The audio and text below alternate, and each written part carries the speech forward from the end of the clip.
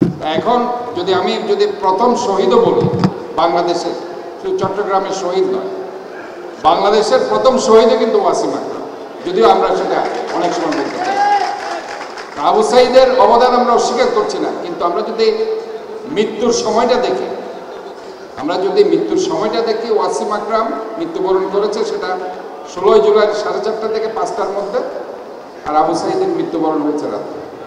আবু সাঈদের অবদান আমরা অস্বীকার করছি না, কিন্তু আমরা যদি মৃত্যুর সময়টা দেখি ওয়াসিম আকরাম মৃত্যুবরণ করেছে সেটা 16 জুলাই 4:30 থেকে 5টার মধ্যে, আর আবু সাঈদের মৃত্যুবরণ হয়েছে রাত্রে। যেদিন ওয়াসিম আকরাম এই আন্দোলন করতে গিয়েছিল 16 জুলাই, আমার এখনো মনে আছে, 2024 সাল, সেইখানে আন্দোলনের মুরাদপুরে গিয়ে সে একটা ছবি আপলোড করে আমার হোয়াটসঅ্যাপে পাঠালো। তার সাথে আমাদের কক্সবাজারের ডাক্তার জনি এবং আরেকটা ছেলে ছিল। এরপরে সংবাদ আসলো সে গুলি খেয়েছে। আমি জনিকে বললাম তুমি তাড়াতাড়ি হসপিটালে নিয়ে আসো, বাট পথে সে মারা গেছে। এখন যদি প্রথম শহীদও বলি বাংলাদেশের, শুধু চট্টগ্রামের শহীদ নয়, বাংলাদেশের প্রথম শহীদও কিন্তু ওয়াসিম আকরাম, যদিও আমরা সেটা অনেক সময় বলতে চাই। আবু সাঈদের অবদান আমরা অস্বীকার করছি না, কিন্তু আমরা যদি মৃত্যুর সময়টা দেখি ওয়াসিম আকরাম মৃত্যুবরণ করেছে সেটা 16 জুলাই 4:30 থেকে 5টার মধ্যে, আর আবু সাঈদের মৃত্যুবরণ হয়েছে রাত্রে। এইভাবেও আমরা কিন্তু ওয়াসিম আকরামকে অনেক সময় আমরা দেখি মূল্যায়ন করতে চাই, কারণ সে জাতীয়তাবাদী ছাত্রদল করে, এটাই তার অপরাধ। সেদিন ডক্টর ইউনূস সাহেব এখানে এসেছিলেন, আমাদের প্রধান উপদেষ্টা।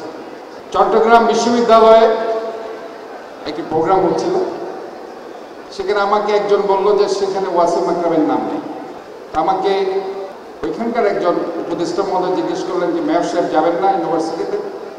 আমি তো যাব না।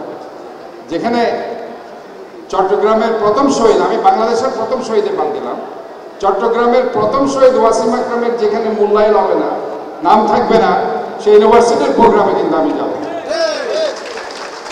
সেখানে কিন্তু এটা একটা লাঞ্চ করছিলাম আমরা সার্কিট হাউসে, সব সচিবরা ছিল, মুখ্য সচিব থেকে শুরু করে প্রায় 6-7 জন উপদেষ্টা সেখানে ছিল।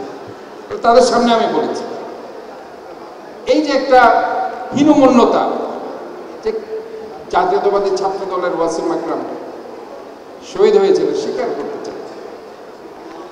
এই জায়গায় গিয়ে আজকে তাদেরকে আমি বলেছি, একক কৃতিত্ব দিয়ে কখনো গণ অভ্যুত্থান হয়নি,